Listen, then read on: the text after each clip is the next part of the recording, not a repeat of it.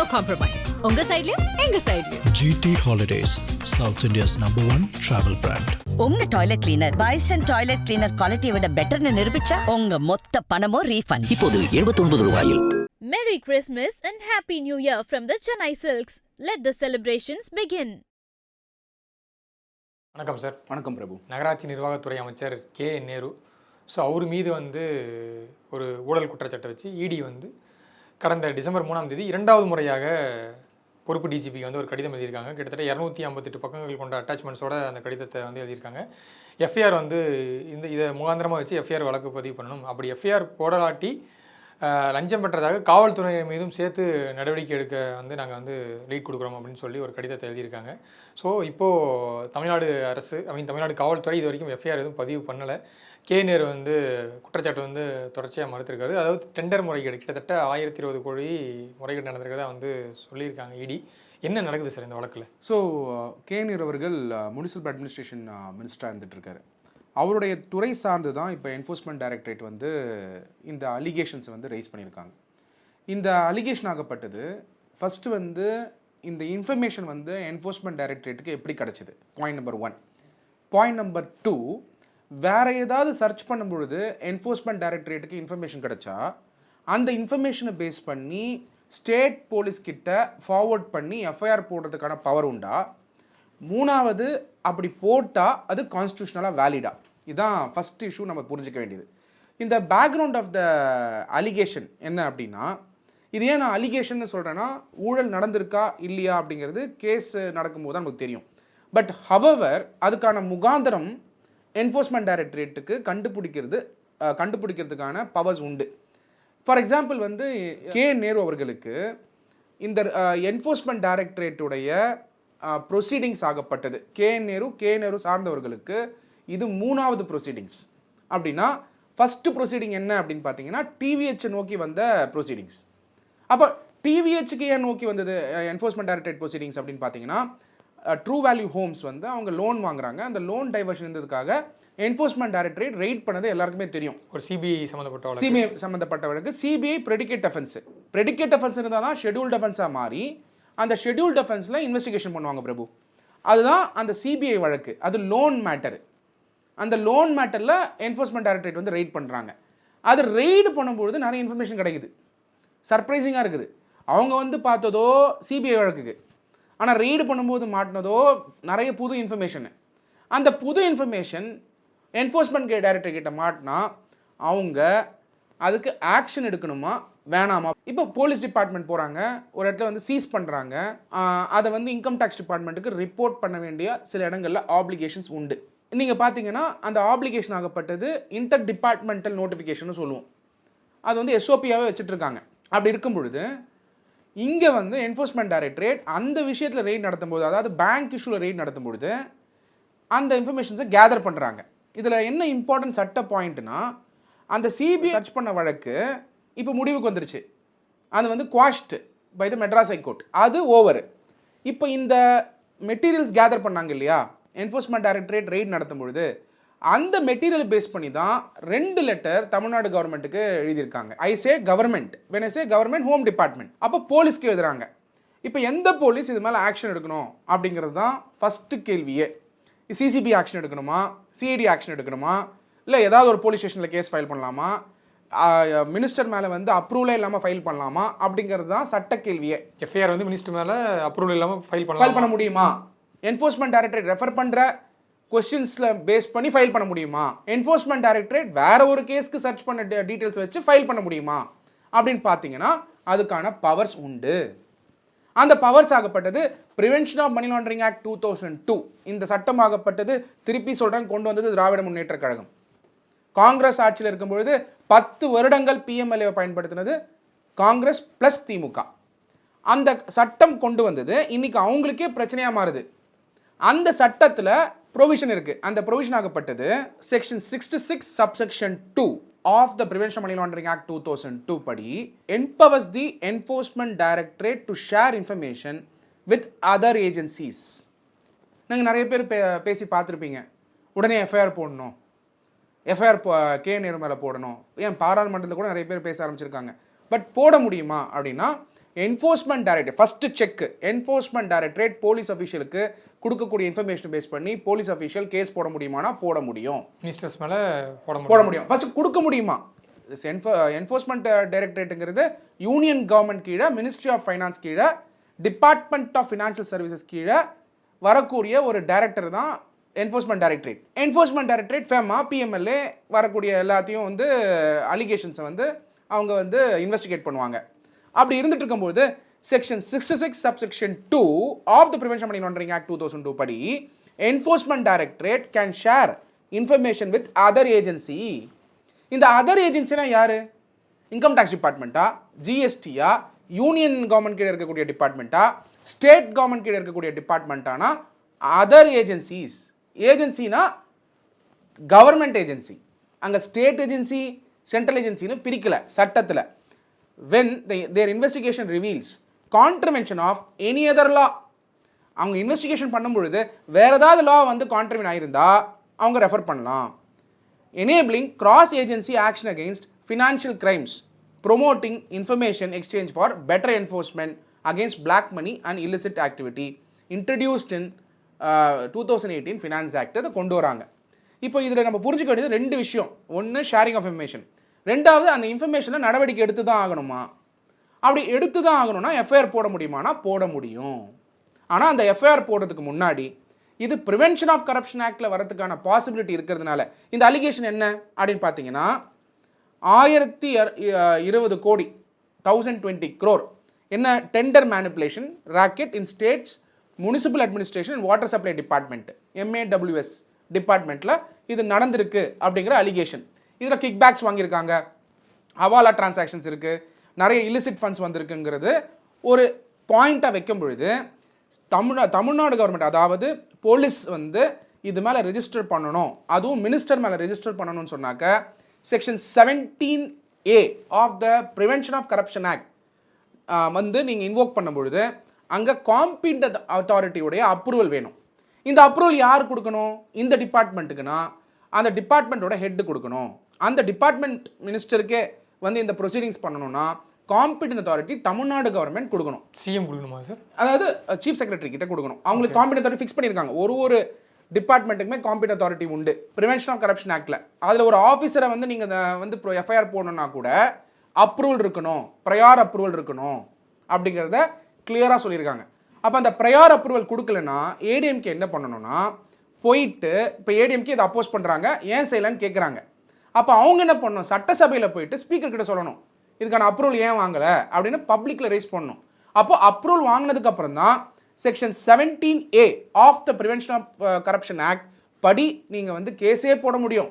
இதுதான் anti craft act அப்படின்னு சொல்லுவாங்க. Anti craft act. Tamil Nadu government இதுக்கு அப்ரூவல் கொடுக்கணும், கண்டிப்பாக கொடுக்கணும். கொடுத்தா தான் நீங்கள் போட முடியும். கொடுக்காம போடலன்னா கே நேரு அவர்களுக்கு இது அட்வான்டேஜ். அவர் என்ன பண்ணுவார்? இது மேலே வந்து ரிட்டு போட்டு அப்ரூவல் இல்லாமல் என்னை வந்து ப்ராசிக்யூட் பண்ண பார்க்குறாங்க, எனக்கு சேஃப்கார்ட்ஸ் இருக்குது, நான் கேபினட் மினிஸ்டர் அப்படிங்கிற பாயிண்ட்டை ரிட்டு மனு கண்டிப்பாக தாக்கல் பண்ணுவார். It's a known thing. அப்படிங்கிறதுனால சொல்கிறவங்க எஃப்ஐஆர் போட்டாச்சானா அதுக்குன்னு ஒரு டியூ ப்ராசஸ் ஆஃப் லா இருக்குது. போடணுமானா போடணும். காரணம் என்ன? என்ஃபோர்ஸ்மெண்ட் டைரக்டரேட் இன்ஃபர்மேஷன் ஷேர் பண்ணிட்டாங்க as per section 66 subsection 2. FIR போட வேண்டிய இடத்துல போலீஸ் இருக்காங்க. இதில் டிவிஎஸ்சி போட முடியுமா? ஆன்சர் இஸ் எஸ், டிவிஎஸ்சியும் போடலாம். ஏன்னா இதில் கிக் பேக்ஸ் இருக்குது, ஆஃபீஸர்ஸ் இன்வால்வ் ஆயிருக்காங்க அப்படின்னு அலிகேஷன் இருக்கிறதுனால directorate of vigilance and anti corruption இது மேலே கேஸை போட்டு ப்ரையார் அப்ரூவல் வந்து அவங்களே காம்பீட்டன்ட் அத்தாரிட்டிகிட்ட வாங்கி எஃப்ஐஆர் போடுறதுக்கான பவரும் உண்டு. சரி, இல்லை எனக்கு சின்ன கிளாரிஃபிகேஷன் தேவைப்படுது சார். ஆனால் அந்த இடி அந்த லெட்டரில் எஃப்ஐஆர் போடப்படலைன்னா எஃப்ஐஆர் போடப்படாத ரெஸ்பான்சிபிளான அதிகாரிகள் மீதும் வந்து காவல்துறை அதிகாரிகள் மீதும் வந்து லஞ்சம் பெற்றதுக்கு இணையான வந்து வழக்கை வந்து நாங்கள் ப்ரொசீட் பண்ணுவோம்னு சொல்லி ஒரு மென்ஷன் பண்ணியிருக்காதான் சொல்கிறாங்க. ஸோ அது எந்த மாதிரியான ஒரு லா is not clear on inaction. Let me be very clear. இப்போது நீங்கள் மக்களாக ஒரு ஜேர்னலிஸ்ட்டாக நீங்கள் கேஸ் போடணும் அப்படிங்கிற வலியுறுத்தலாம், அது ஒரு சாமானிய மனிதருடைய அண்டர்ஸ்டாண்டிங். பட் சட்டத்தில் சேஃப்கார்டுன்னு ஒன்று கேபினட் மினிஸ்டருக்கும் உண்டு, கவர்மெண்ட் அஃபீஷியல்ஸ்க்கும் உண்டு. ரொட்டீனாக நீங்கள் எஃப்ஐஆர் போட முடியாது கவர்மெண்ட் அஃபீஷியல் மேலே. காம்பீட்டன்ட் அத்தாரிட்டி அப்ரூவல் வாங்கி தான் போட முடியும். ஏன்னா அவங்க பப்ளிக்கு டீல் பண்ணுறாங்க. That does not mean I am defending it, I am speaking the law. Now let me come to the issue. இந்த இஷ்யூ ஆகப்பட்டது எப்படி கண்டுபிடிக்கிறாங்க என்ஃபோர்ஸ்மெண்ட் டைரக்டரேட்? அந்த லோன் இஷ்யூ நடந்தபொழுது மெட்டீரியலே கிடச்சிருச்சு. வாட்ஸ்அப் கான்வர்சேஷன், பேப்பர்ஸ் கிடச்சிருக்கு. அப்போ எவிடன்ஸே இருக்கும் பொழுது ஏன் கேஸ் போடல, ஏன் அப்ரூவல் தரல அப்படிங்கிற கேள்வி எழும்பொழுது இதுக்கு லோக்கஸ் ஸ்டாண்டி கேஸ் போடணும் அப்படிங்கிற ரிட் மனு தாக்கல் பண்ணுறதுக்கு யாருக்கு பவர் உண்டு? என்ஃபோர்ஸ்மெண்ட் டைரக்டரேட்டுக்கா, ஒரு சாதாரண சிட்டிசனுக்கு இருக்கா அப்படின்னு கேட்டிங்கன்னா ஒரு சாதாரண சிட்டிசனுக்கும் உண்டு. சாதாரண சிட்டிசனுக்கும் உண்டு. இந்த டெண்டரில் கிக் பேக்ஸ் வாங்கி இன்னொருத்தருக்கு டெண்டர் கிடைக்காம போயிருக்கோம்ல, அவருக்குமே லோக்கஸ் ஸ்டாண்டி உண்டு. யார் வேணாலும் ரிட் பெட்டிஷன் போட்டு இது மேலே ஏன் ஆக்ஷன் எடுக்கலான்னு கேட்கறதுக்கான பவர் உண்டு as per article 226 of the constitution of India. So next ED வந்து இப்போ கோர்ட்டுக்கு போறாங்கன்னா இப்போ கோர்ட் வந்து டைரக்ஷன்ஸ் கொடுக்கலாமா சார்? இது மாதிரி அகைன் கோர்ட் வந்து 2-3 விஷயத்தை அவங்க எக்ஸாமின் பண்ணி தான் கொடுத்தாகணும். Because court has to see what is constitutional. நாங்கள் நினைக்கிறது வந்து கான்ஸ்டியூஷன் இருக்க வேண்டிய கட்டாயம் இல்லை, நம்மளோட understanding. So court will have to take the decision, that we cannot say. So கோர்ட்டை அணுகிறது யாரால முடியும் அப்படிங்கிறது தான் பாயிண்ட். இப்போ யார் வந்து அணுகலாம் கோர்ட்டுக்கு? டைரக்டாக இடியே போட முடியும். இடியும் போடலாம். ED also can approach saying that there is an inaction. ED can be one of the party. இந்த டெண்டரில் வந்து பாதிக்கப்பட்டிருப்பாங்கல்ல, ஒரு உண்மையாக ஒருத்தர் டெண்டர் போட்டிருப்பாரு. எப்படி செந்தில் பாலாஜி அவர்களோட கேஸில் உண்மையாக அந்த வேலைக்காக அப்ளை பண்ணியிருப்பாரோ அவர் பாதிக்கப்பட்டிருக்காரா இல்லையா? அதே மாதிரி தான் டெண்டர் போடும் பொழுது உண்மையாக வந்து ஒரு டெண்டர் போட்டு நம்ம வந்து தமிழ்நாடு கவர்மெண்ட்டு நம்மளுக்கு கொடுப்பாங்க, நம்மகிட்ட ப்ராப்பர் ரெக்கார்ட்ஸ் இருக்குது, நம்மளை பண்ணுறதுக்கான அந்த கேப்பபிலிட்டி இருக்குன்னு சொல்லி ஒருத்தர் வெயிட் பண்ணியிருப்பார்ல, அவரும் பாதிக்கப்பட்டவர் தான். அப்ளை பண்ணி கிடைக்கல, கிக் பேக்ஸ் கொடுத்ததுனால இன்னொருத்தர் கிடச்சிச்சு இல்லை, அந்த கிக் பேக்ஸுடைய வாட்ஸ்அப் கான்வர்சேஷன் இருக்குல்ல, அப்படி இருக்கும் பொழுது அவரும் பாதிக்கப்பட்டவர் தான். அவர் வந்து கூட பெட்டிஷன் மூவ் பண்ணுறதுக்கான வாய்ப்புகள் உண்டு. இதை செய்வாங்களா மாட்டாங்களான்னு வரக்கூடிய நாட்களை தான் பார்க்கணும். ஸோ ஒருவேளை இதில் எஃப்ஐஆர் பதியப்பட்டால் அடுத்து பிஎம்எல்ஏ வந்து ஆட்டோமேட்டிக்காக இன்வால்வ் ஆகி இப்போ இடி வந்து ரைட்ஸ் கண்டக்ட் பண்ணுவாங்களா சார்? பிஎம்எல்ஏ சட்டம் எப்படி இயங்குது அப்படின்னா நம்ம தொடர்ச்சியாக அதை பார்த்துட்டு இருக்கோம் பல இதில். ட்வின் பிரதர் மாதிரி உங்களுக்கு ப்ரெடிகேட் அஃபென்ஸ் இருந்தால் தான் அது ஷெட்யூல்டு அஃபென்ஸ் ஆகி மணி லாண்டரிங் அஃபென்ஸ் வரும். மணி லாண்டரிங் அஃபென்ஸை கண்டுபிடிச்சு ப்ரெடிகேட் அஃபென்ஸ் ஃபைல் பண்ண முடியுமானா வைசி வர்ஸாவும் முடியும், ரிவர்ஸ்லையும் முடியும். இது வரைக்கும் நீங்கள் பார்த்தது என்ன? செந்தில் பாலாஜி கேஸாக இருக்கலாம், பல கேசஸ் பார்த்தது ஸ்டேட் கேஸ் போட்டிருப்பாங்க, அது மேலே பிஎம்எல்ஏ என்ஃபோர்ஸ்மெண்ட் டைரக்டரேட் வந்திருப்பாங்க, ஸ்டேட் தான் கேஸ் போட்டிருப்பாங்க. இப்போ செந்தில் பாலாஜி அவர்கள் மேலே கேஸ் போட்டது உங்களுக்கே தெரியும் யார் வலியுறுத்தி போட்டாங்கன்னு. அப்போது அதே மாதிரி இங்கே கே நேரு மேலே ரிவர்ஸ் நடக்குது. என்ஃபோர்ஸ்மெண்ட் டைரக்டரேட்டே எவிடன்ஸ் வச்சுருக்காங்க. என்ஃபோர்ஸ்மெண்ட் டைரக்டரேட் சொல்கிறாங்க நீங்கள் கேஸ் போடுங்கன்னு, ஆனால் ஸ்டேட் வந்து டிலே பண்ணுறாங்க, இல்லை ரிலக்டன்ஸ் இருக்குது. அப்படின்னும் பொழுது ஸ்டேட் எப்போ ஃபைல் பண்ணுவாங்கன்னு தான் எல்லாரும் வெயிட் பண்ணிட்டு இருக்காங்க. ஆனால் ஸ்டேட் ஃபைல் பண்ணுறதுக்கு ஸ்டேட்னா டிவிஎஸ்சி இல்லை மற்ற டிபார்ட்மெண்ட்ஸ் யாரெல்லாம் இதில் வந்து ஆக்ஷன் எடுக்க முடியுமோ, ஆனால் அவங்களுக்கு அப்ரூவல் தேவை. அப்ரூவல் இல்லாமல் கேஸ் போட்டுட்டாங்கன்னா அந்த கேஸ் நிற்காது. ஸோ டியூ ப்ராசஸ் ஆஃப் லாவை கடைப்பிடிக்கணுங்கிறது தான் ஒரு டிபார்ட்மெண்ட்டோடைய நோக்கமும். அதுக்கான ஸ்டெப்ஸ் எடுத்துகிட்டு இருக்காங்களா இல்லை எடுக்கலையா அப்படிங்கிற கொஸ்டினை வேணால் இதில் பாதிச்சிருக்காங்கல்ல டெண்டர் ஸ்கேமில் யார் பாதிக்கப்பட்டிருக்காங்களோ, யார் அக்ரீடு பார்ட்டியோ அவங்க கோர்ட்டை நோக்கி போகலாம். பப்ளிக் போக முடியுமா அப்படின்னா பப்ளிக் கட்டுற டேக்ஸ் பண்ணி தான் இதில் வந்து ஸ்கேமாக வந்திருக்கு. ஸோ லோக்கல் ஸ்டாண்ட் இருக்கானா இருக்குது, பட் அவங்க போக மாட்டாங்க. யார் போவாங்க? ஜென்ரலாக டெண்டர் யார் பாதிக்கப்பட்டிருக்காங்களோ, யார் பாதிச்சிருக்காங்களோ இந்த கவர்மெண்ட்டால் அவங்க போக வாய்ப்பு உண்டு. போவாங்களா மாட்டாங்கன்னு வந்து வெயிட் பண்ணா. நீங்கள் சொல்ற மாதிரி இதில் பப்ளிக் போக மாட்டாங்க, ஆனால் பொதுநல வழக்காக கூட இதை கொண்டு போகிறதுக்கு வாய்ப்பு இருக்கு. போகலாம். It's ultimately it's a power of the court. Court பொறுத்த வரைக்கும் it has enormous power. Accept பண்றாங்களா இல்லையான்றது கோர்ட்டோட முடிவு. கோர்ட்டோட it is absolute power of the court. We can't say anything. It's independence of the judiciary. So petition யார் போடுவாங்க? Tender இதில் லூஸ் பண்ணவங்க போடுவாங்களா, பப்ளிக் போடுவாங்களா? பட் அந்த பாசிபிலிட்டி இருக்கு அப்படிங்கிறத நம்ம பொலிட்டிக்கலாக பார்க்கும்போது இடிக்கு அப்போஸ் பண்ணுற மாதிரி சில கமெண்ட்ஸ் வந்து சமீப காலங்களில் வந்து கோர்ட் வந்து பாஸ் பண்ணிட்டு இருக்காங்க. இப்போ இடியோட ஒரு ஜாயின்ட் டைரக்டர் வந்து நிபந்தனையற்ற மன்னிப்பு கோரினார். அது மட்டும் இல்லாமல் கோர்ட் உத்தரவுப்படி இடி என்ஃபோர்ஸ்மெண்ட் டைரக்டரேட் கோர்ட்டோட உத்தரவு இல்லாமல் எந்த ஒரு சொத்துக்கொலையோ இதையும் வந்து கையகப்படுத்தக்கூடாதுன்றதை வந்து கடந்த காலங்களில் அந்த மாதிரி ஒரு ஆர்டர் பாஸ் பண்ணியிருக்காங்க. அதையும் நம்ம கடந்த காலங்களில் பார்த்தோம். ஸோ தமிழ்நாட்டை பொறுத்த வரைக்கும் 2026 எலெக்ஷன் நெருங்கி வரும் சமயத்தில் தொடர்ச்சியாக வந்து இந்த மாதிரி சிட்டிங் அமைச்சர்கள் மீது வந்து இருக்கக்கூடிய வழக்குகளை வந்து இடி கையில் எடுத்து ஸோ அதை பேஸ் பண்ணி வந்து ப்ரெஷர் போடுறாங்க. ஏன்னா தமிழ்நாட்டோட leader of opposition Edappadi Palaniswami ஏடிஎம்கேட பொதுக்குழுவில் பேசுகிற மாதிரி ஸ்டேட்மெண்ட் கொடுக்குறாரு. கண்டிப்பாக எலெக்ஷனுக்கு முன்னாடி தமிழ்நாட்டில் இருக்கக்கூடிய நிறைய அமைச்சர்கள் வந்து இந்த மாதிரி ஊழல் வழக்குகளில் வந்து எல்லாம் ரெடி பண்ணிட்டாங்க, ரெடியாக இருக்குது, கண்டிப்பாக வந்து பாதி பேர் வந்து வெளியில் இருக்க மாட்டாங்க, சிறைக்கு செல்வது உறுதின்ற மாதிரி அவர் அந்த துணியில் பேசுகிறாரு. ஸோ இதற்கான வாய்ப்புகள்லாம் வந்து பை ப்ராக்டிக்கலாக பார்க்கும்போது இங்கே இருக்கக்கூடிய இப்போ சிட்டிங் அமைச்சர்கள் அவங்களும் வந்து கோர்ட்டுக்கு போகலாம். ஏன்னா வந்து இது எலெக்ஷனை பேஸ் பண்ணி ஒரு பொலிட்டிக்கல் ப்ரெஷராக வந்து கொடுக்குறாங்க அப்படின்றது அதற்கான வாய்ப்புகளும் இருக்கா சார்? இப்போ வந்து இந்த திராவிட முன்னேற்ற கழகம் ஆட்சி வந்து இடி வந்து பிஜேபியோட ஒரு ஆமா வந்து சொல்கிறாங்க. அப்படி பார்க்கும் பொழுது இப்போ ஜெகத் ரக்ஷன் அவர்கள்லாம் பார்த்தீங்கன்னா காங்கிரஸ் கூட்டணியில் இருக்கும்போது அவர் மேலே கேஸ் விழுந்தது. அப்படி சொல்லலாமா? காங்கிரஸோடைய எக்ஸ்டெண்டட் ஆர்ம் சிபிஐ தான் கூட்டாட்சி அலையன்ஸில் இருக்கும் பொழுதே ஜெகத் ரக்ஷன் மேலே வந்து ஒரு 2-3 கேஸ் போட்டாங்க, காங்கிரஸ் வந்து இவங்களை வந்து கேஸ் போட்டாங்கன்னு சொல்ல முடியுமா? அப்படி சொல்ல வேணாம். ஈடிங்கிறது ஒரு இண்டிபெண்டன்ட் டிபார்ட்மெண்ட்டு. இது வந்து அரசியல் சூழ்நிலைகளில் அதை வந்து நீங்கள் அரசியலாக்கப்படுத்துறீங்க. என்ஃபோர்ஸ்மெண்ட் டைரக்டரேட் எல்லா மேட்டரையும் தான் பார்த்துட்டு இருக்காங்க. They're not only seeing politicians cases. And எவென்ச்சுவலாக எந்த கவர்மெண்ட் வந்து யூனியன் கவர்மெண்ட்டுக்கு அகேன்ஸ்டாக இருக்காங்களோ அவங்க வந்து ஒரு யூனியன் கவர்மெண்ட்டோட ஏஜென்சி மேலேயும் குற்றச்சாட்டு வைக்கிறது சகஜம்தான். அதே மாதிரி ஸ்டேட்லேயும் அப்போசிஷன் பார்ட்டி இருக்கும் பொழுது ஒரு டிபார்ட்மெண்ட் மேலேயும் வந்து லா அண்ட் ஆர்டர் டிபார்ட்மெண்ட் எல்லார் மேலேயும் குற்றச்சாட்டு வைக்கிறது ஒரு அரசியல் நாகரிகமாக போயிடுச்சு. அதை விட்டுருங்க. இல்லை அதான் சார், இதெல்லாம் பொலிட்டிசைஸ் பண்ணுறாங்க, இதெல்லாம் அரசியல்னா நீங்கள் சொல்கிற மாதிரி பொலிட்டிக்கல் கேசஸ் மட்டும் இல்லாமல் நிறையா கேசஸ் வந்து ஹேண்டில் பண்ணிட்டு இருக்காங்க. ஆனால் ஒரு டைம் டென்யூர்னு ஒன்று இருக்குல்ல சார். அதாவது இப்போது கே நேர்மையில் வந்து ஒரு வழக்கு இந்த மாதிரி ஒரு புகார் இருக்குது, முகாந்திரம் இருக்குன்னா அதற்கான ஒரு நேரம், அதை நீங்கள் வந்து எலெக்ஷன் கிட்டத்தட்ட 100 நாட்களுக்கு குறைவாக இருக்கும்போது இந்த சமயத்தில் வந்து இருக்கக்கூடிய வழக்குகளை வந்து ஸ்பீடப் பண்ணுறதுக்கு என்ன காரணம்? ஸோ இதன் பின்புலம் ஏதாச்சும் இருக்குல்ல. அதாவது நீங்கள் வழக்கை வந்து விசாரிக்கலாம், நீங்கள் வந்து சம்மன்ஸ் கொடுக்குறதோ இல்லை வந்து விசாரிக்கிறதோ அது வந்து அவங்களுடைய டெய்லி ஆக்டிவிட்டீஸ். அதை தாண்டி இந்த எலெக்ஷன் நேரம் இந்த சமயத்தில் வந்து ஒரு ப்ரெஷர் போடுறாங்களே, இதை தானே ஏதாவது பொலிட்டிக்கல் பார்ட்டிஸ் குற்றம் சாட்டுறதை கடந்து இங்கே இருக்கக்கூடிய சாமானியர்கள் பார்வையில் பாருங்களேன். எலெக்ஷன் வரப்போகுது, இப்போ இடி வந்து டிஎம்கே மினிஸ்டர்ஸ் மேலே வந்து அலிகேஷன்ஸ் வைக்கிறாங்க, அது தொடர்ச்சி அடுத்தடுத்து மினிஸ்டர்ஸ் மேலே இருக்கக்கூடிய கேசஸ் எல்லாத்தையும் வந்து ஸ்பீடப் பண்ணுறாங்கன்னா ஒரு சாமானியனுடைய கண்ணோட்டத்தில் பார்க்கும்போது இது எப்படி என்ன மாதிரி போர்ட்ரேட் ஆகும்? அதாவது நீங்கள் வந்து எந்த பாயிண்ட்டுக்கு வரீங்கன்னா லீகல் பாயிண்ட் தாண்டி பொலிட்டிக்கல் பாயிண்ட்டுக்கு வந்துட்டீங்க. ஆன்சர் இஸ் கிளியர் ஆன்சர், ஆமாம் அப்படி தான் இருக்கும். சரி, Dravida Munnetra Kazhagam freedom of speech இந்த நேரத்தில் வந்து இருக்கா? நீங்கள் சென்ட்ரல் ஏஜென்சி மேலே நீங்கள் வந்து ஒரு பொலிட்டிசைஸ் பாயிண்ட் வைக்கிறீங்க. நான் ஒரு கேள்வி கேட்குறேன், ஃப்ரீடம் ஆஃப் ஸ்பீச் இருக்கா? நீங்கள் மக்களுக்கே அது தெரியும். அப்போது நீங்கள் வந்து சென்ட்ரல் யூனியன் கவர்மெண்ட்டை பிடிக்கணுன்னா காங்கிரஸ் ஆட்சி கொண்டு வாங்க, நீங்கள் மந்திரி ஆகுங்க. மக்கள் தான் உங்களை அங்கீகரிக்கல யூனியன் லெவலில். அதாவது யூனியன் கவர்மெண்ட்டில் மக்கள் உங்களை அங்கீகரிக்கல, இங்கே ஸ்டேட்டில் அங்கீகரிச்சிருக்கீங்க. யூனியன் கவர்மெண்ட் மேலே நீங்கள் குற்றச்சாட்டை வைக்கிறீங்கன்னா நான் டிஃபெண்ட் பண்ண ரெடியாக இல்லை. ஆனால் ஒரு இன்னொரு கேள்வி கேட்பேன், ஸ்டேட் கவர்மெண்ட்டில் இருக்கக்கூடிய எல்லா டிபார்ட்மெண்ட்டும் இண்டிபெண்ட்டாக இருக்கா அப்படின்னு நான் கேள்வி கேட்பேன். நீங்கள் கேட்குற கேள்விக்கு மறு கேள்வி தான் கேட்பேனே தவிர பதில் சொல்ல மாட்டேன். ஏன்னா பதில் மக்களுக்கு தெரியும். ஸோ நீங்கள் ஸ்டேட் கண்ட்ரோல் எடுக்கிறீங்க. இப்போ சிம்பிளாக கேட்குறேன், இதே ஒரு ஏடிஎம்கே மினிஸ்டர் மேலே என்ஃபோர்ஸ்மெண்ட் டைரக்டரேட்டு டிஎம்கே ஆட்சிக்கு வந்தப்புறம் இந்த மாதிரி ஒரு லெட்டர் எழுதுறாங்க, என்ன நடந்திருக்கும்னு நினைக்கிறீங்க? இதுதான் கேள்வி. என்ன நடந்திருக்கும்னு நினைக்கிறீங்க?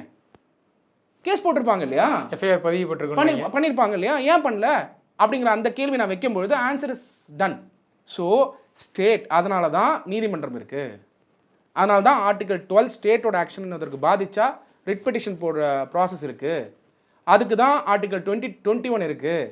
நம்மளுடைய முன்னோர்கள் கிளியராக இருந்தாங்க. அண்ணன் அம்பேத்கர் அவர்களே சொல்லியிருக்காரு, நவம்பர் 26, 1949 அரசு சட்டம் யார் கையில் இருக்கோ அவங்களுக்கு ஏற்ற மாதிரி தான் அது இயங்கும். சார், இப்போ நான் லீகலாக கேட்குறேன் சார். இப்போது எக்ஸ் மினிஸ்டர் செந்தில் பாலாஜி அந்த இடி அலுவலகத்தில் போயிட்டு வீக்லி ட்வைஸ் வந்து சைன் பண்ணுறதுலேருந்து விலக்கு பெற்றிருக்காரு. ஸோ இதை தாண்டி லீகலாக எடப்பாடி பழனிசாமி அவர்கள் சொன்னது மாதிரி தேர்தலுக்கு முன்பு நிறைய அமைச்சர்கள் வந்து சிறைக்குள் இருப்பாங்க அப்படிங்கிறது வந்து பை லீகலாக இப்போ இடியே வந்து ரைட்ஸ் கண்டக்ட் பண்ணுறாங்க, இல்லை வந்து அடுத்தடுத்து அவங்க சம்மன்ஸ் கொடுத்து விசாரிக்கிறாங்கன்னா சிறைக்கு செல்கிற அளவுக்கு அதோடைய அளவுகள் வந்து இருக்குமான்றதான் என்னுடைய இல்லை. ஹானஸ்ட் ஆன்சர் வந்து ஃப்ரீ அண்ட் ஃபேர் எலெக்ஷன்ன்றது basic structure of the constitution of இந்தியாவிலே உண்டு. ஃப்ரீ அண்ட் ஃபேர் எலெக்ஷன், எல்லாரையும் ஜெயிலில் போட்டு ஒரு கட்சி ஆட்சிக்கு வர முடியாது. ஏன்னா அடுத்து நியூஸில் எப்படி போயிட்டு இருக்குன்னா, அடுத்து சிட்டிங் மினிஸ்டர்ஸ் ஒரு 13 பேர், ஐ பெரியசாமி, அனிதா ராதாகிருஷ்ணன், KKSSR ராமச்சந்திரன், தங்கம் தென்னரசு, இந்த மாதிரி நிறைய மினிஸ்டர்ஸ் லிஸ்ட்டை வந்து சோஷியல் மீடியாக்கள்லையும் இல்லை செய்திகளையோ வந்து பார்க்க முடியுது. இவங்கெல்லாம் வந்து அடுத்து வழக்குகளில் சிக்க போகிறாங்க, சிறைக்கு செல்வாங்கன்ற அளவுக்கு இங்கே சில பேர் பேசிகிட்டு இருக்காங்க. ஸோ அதற்கான வாய்ப்புகள் இது. என்னோட ஹானஸ்ட் ஒப்பீனியன், அந்த மாதிரி கோர்சிவ் ஆக்ஷன் எப்போ தேவைங்கிறது நிறைய பேருக்கு புரிதல் இல்லாமல் இருக்கலாம். எப்போ தேவை அப்படின்னா அவங்க வந்து எவேசிவாக இருக்காங்க, சமன்ஸ் கொடுத்து அட்டன் பண்ணல அப்படின்னா மட்டும்தான்.